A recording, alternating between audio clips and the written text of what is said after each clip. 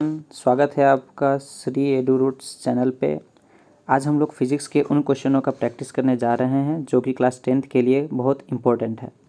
आगे बढ़ने से पहले अगर इस वीडियो का आप लोगों को PDF चाहिए तो आप लोग श्री एडू रूट्स पे या फिर इंस्टाग्राम पे श्री एडू रूट्स सर्च करने पे आप लोग को मिल जाएगा। व्हाट्सएप पे भी हम लोग के श्री एडू रूट्स चैनल से आप जुड़ सकते हैं। आगे बढ़ते हैं। आगे आप लोग खुद को टेस्ट करने के लिए आप लोग के लिए क्वेश्चन है। Ozone gas is found in which layer of atmosphere.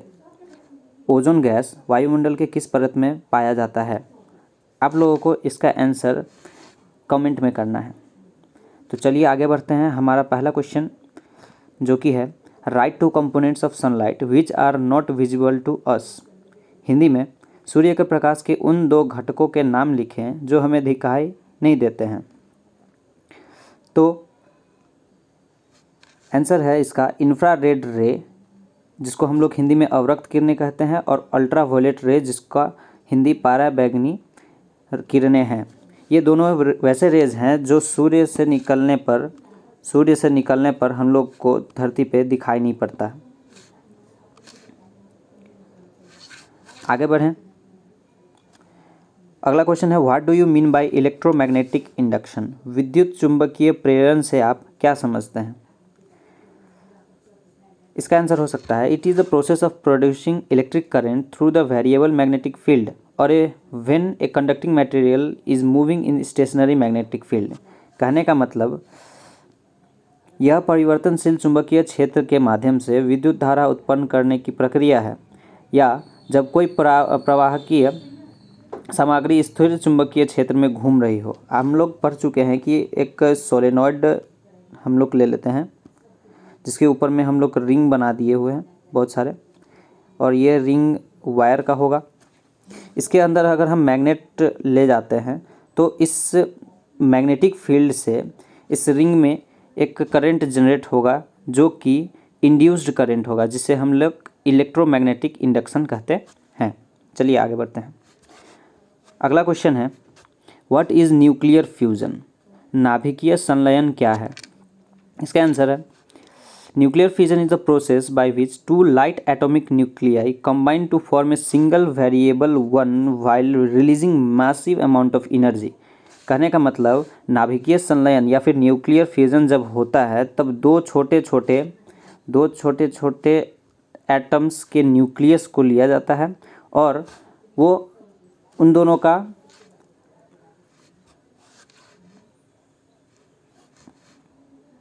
संलयन किया जाता है। उसका हिंदी देखते हैं। जब दो हल्के नाभिक परस्पर संयुक्त होकर एक भारी तत्व के नाभिक की रचना करते हैं तो इस प्रक्रिया को नाभिकीय संलयन कहा जाता है। आगे बढ़ते हैं।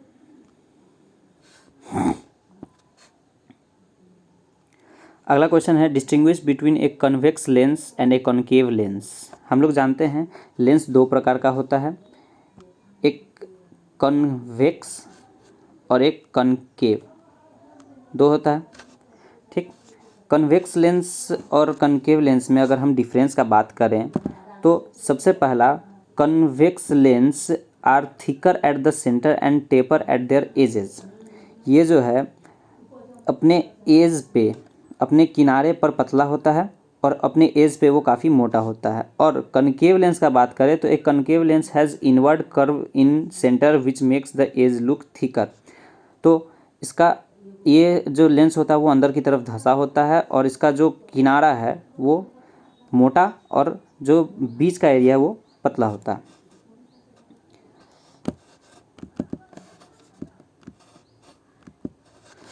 और बताया गया है they are also called converging lens, चूँकि ये कन्वेक्स लेंस जो है वो अपने से पास होने वाली रेज को एक पॉइंट पे लाके इकट्ठा करता है, इसलिए इसे कन्वर्जिंग लेंस कहा जाता है। अगला इसका फोकस जो होता है वो रियल होता है, उसका जहाँ पे रेज अट्रैक्ट होते हैं या फिर रेज जिस पॉइंट से गुजरते हैं सारे रेज, उस पॉइंट को फोकस कहते हैं, वो रियल में होता है। और इसका जो फोकल लेंथ होता है जो कि ऑप्टिकल सेंटर से लेकर फोकस तक की दूरी है वो पॉजिटिव होता है। कनकेव लेंस का बात करें तो कनकेव लेंस इस तरीके का होता है। यह इसमें से गुजरने वाली जो लाइट होती है जो कि इसके एक्सिस के पैरेलल जाने पर डाइवर्ज करती है, फैलती है एक जगह से, और वो जिस पॉइंट से फैलती है उस पॉइंट को हम लोग फोकस कहते हैं, उस पॉइंट को हम लोग फोकस कहते हैं। ये लेंस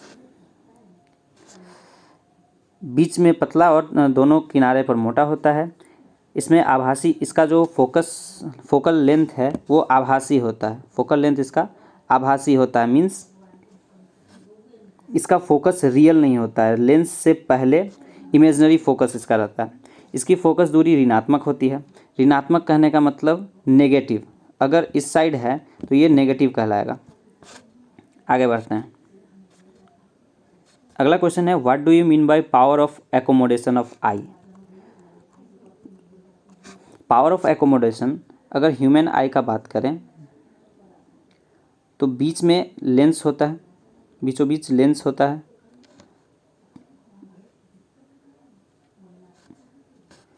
ये लेंस एक सिलियरी मसल्स नाम के मसल से घिरा हुआ होता है। ये सिलियरी मसल्स इस लेंस के साइज़ को बड़ा या छोटा करने में मदद करता है, जिससे हम लोग दूर के वस्तु को या फिर नज़दीक के वस्तु को साफ साफ देख पाते हैं।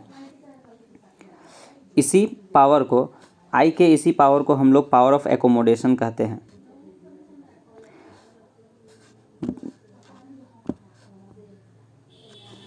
डिफिनीशन देखते हैं इसका। Power of accommodation of is the ability of the eye lens to focus near and far objects clearly on the retina by adjusting its focal length. In this process ciliary muscles help in changing the shape of the lens by compressing and elongating it. नेत्र की समंजन क्षमता, power of accommodation को समंजन क्षमता कहा जाता है। नेत्र की समंजन क्षमता वह क्षमता होती है जिसके कारण आँख अपनी फोकस दूरी को समायोजित करके निकट और दूर की वस्तुओं को रेटिना पर फोकस करता है। मान लेते हैं अगर ये लेंस है, ये इसका आईबॉल, ये पीछे रेटिना है। ये लेंस को सिलियरी मसल्स कंट्रोल करते हैं और दूर के वस्तु को भी रेटिना पे फोकस करते हैं और नज़दीक के वस्तु को भी वो रेटिना पे ही फोकस करवाते हैं, इसको खुद को एडजस्ट करके।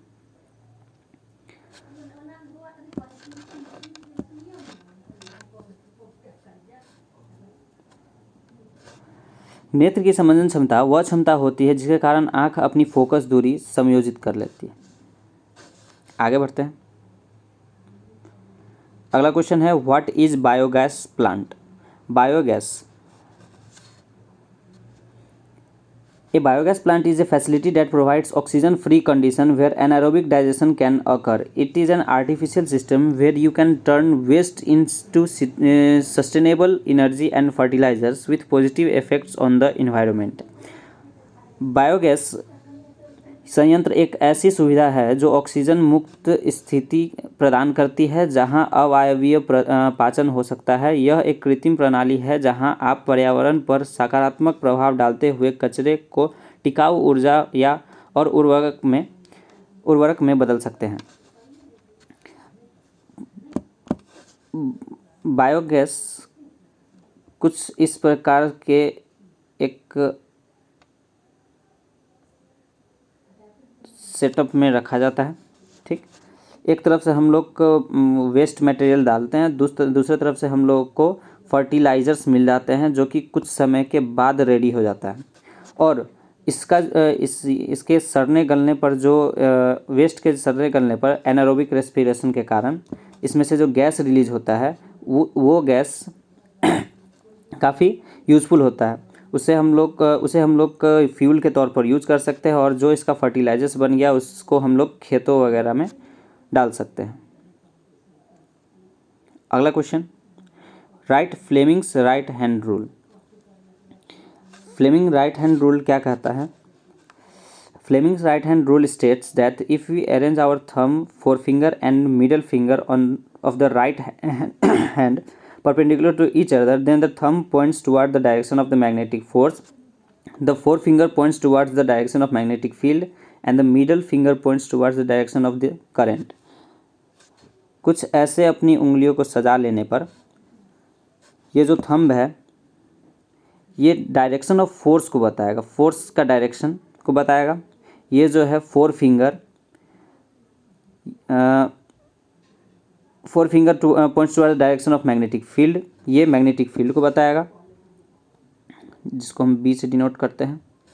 और ये बताएगा इलेक्ट्रिक करंट को, इलेक्ट्रिक फील्ड को बताएगा, ठीक। और ये हो जाएगा हमारा फोर्स, ठीक।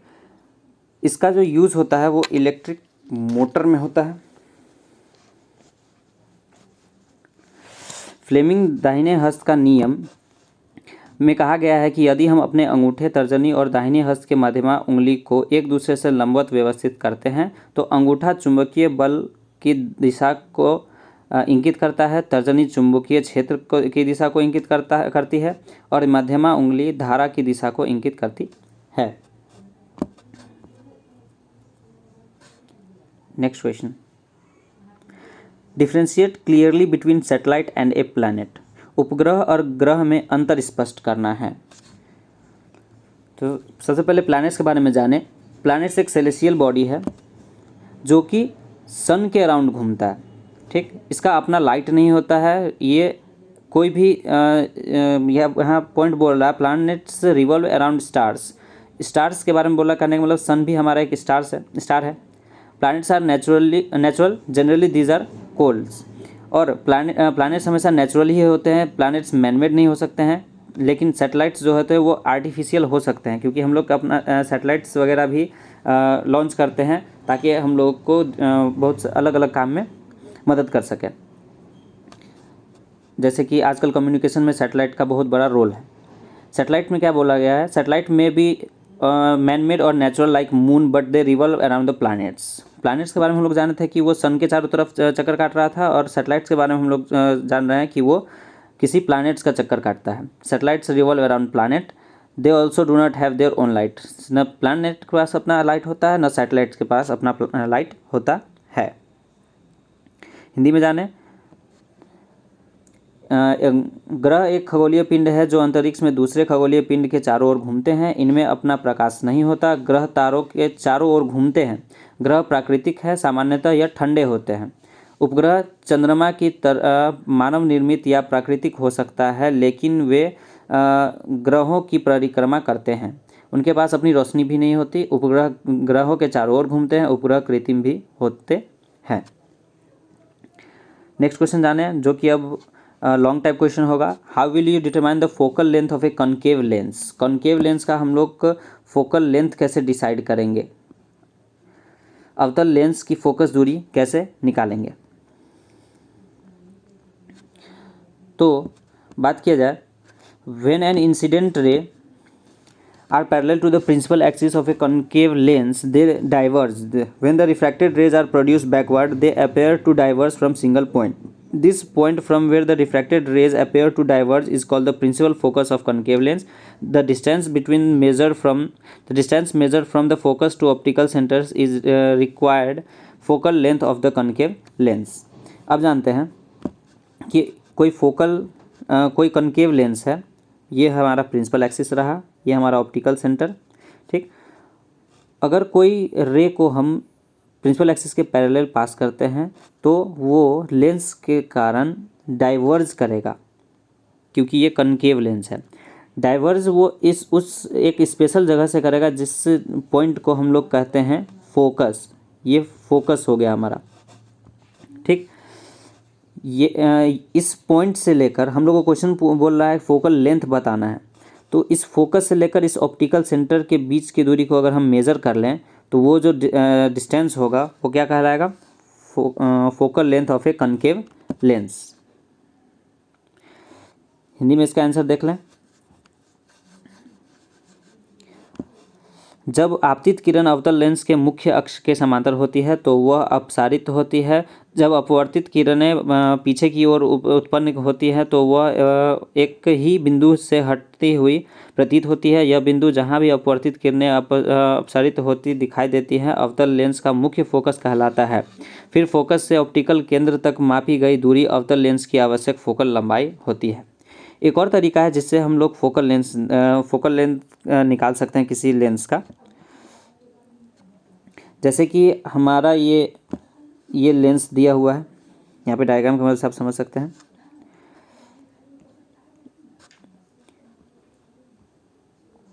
अगर इस लेंस का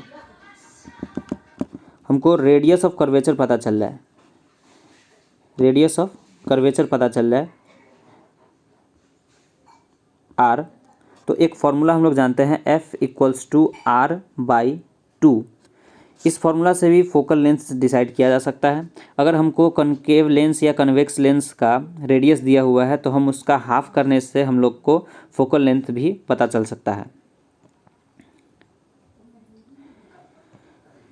अगला क्वेश्चन है, ये भी 5 नंबर का क्वेश्चन है, long type. What is an electric motor, describe with a diagram its principle and working. एक डायग्राम से इलेक्ट्रिक मोटर का वर्किंग और इसका प्रिंसिपल भी समझाना है और बताना है कि विद्युत मोटर क्या है। देखते हैं। An electric motor is a device that converts electrical energy into mechanical energy. Principle है इसका, an electric motors work on the principle that when an electric current is passed through a conductor placed normally in a magnetic field, if force acts on the conductor as a result of which conductor begins to move and mechanical energy is obtained। अभी हम लोग 2 number वाले question में short type में पढ़े हुए थे Fleming का राइट हैंड रूल। उसमें हम लोग देखे थे कि मैग्नेटिक फील्ड और इलेक्ट्रिक फील्ड के थ्रू एक फोर्स जनरेट होता है जो थंब के डायरेक्शन में जाता है। सेम वही प्रिंसिपल पे ये इलेक्ट्रिक मोटर काम करता है। इसका वर्किंग होता है when an current is pass through the coil ABCD, arms AB and CD experience force according to the Fleming's left hand rule. यहाँ पे इस ABCD का मतलब इस डायग्राम से है।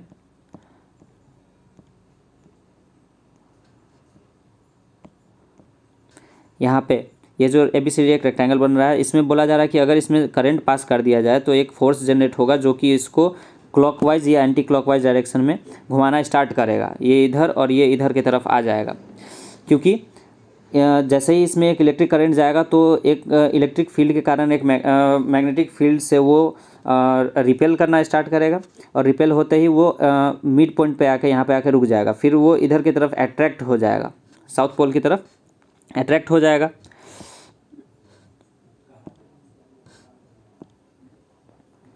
वही आगे देखते हैं इसमें। The force experienced by the arms AB is in the downward direction of the arms CD in the upward direction. Both these forces are equal and opposite. This force rotates the coil in the anti-clockwise direction until the coil is vertical. At this position, the contact between commutator and brushes breaks, so the supply to the coil is cut off. Thus, force acts on the coil, but the coil does not stop due to the inertia.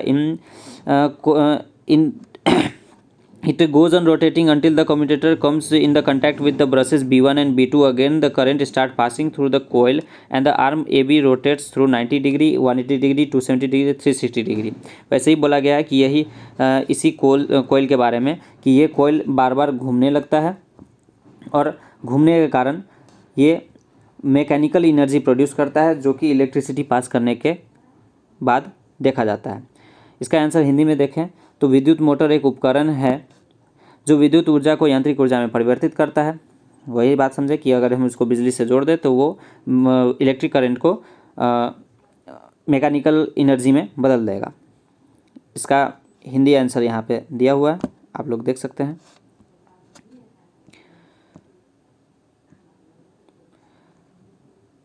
आज के लिए इतना ही। ये video अगर अच्छा लगे तो इस वीडियो को लाइक ज़रूर करें, सब्सक्राइब भी करें और शेयर करें ज़्यादा से ज़्यादा उन स्टूडेंट्स को जो कि इस बार 10th में हैं। और आगे भी ऐसे वीडियो के लिए आप लोग इस चैनल पे दोबारा आ सकते हैं। धन्यवाद।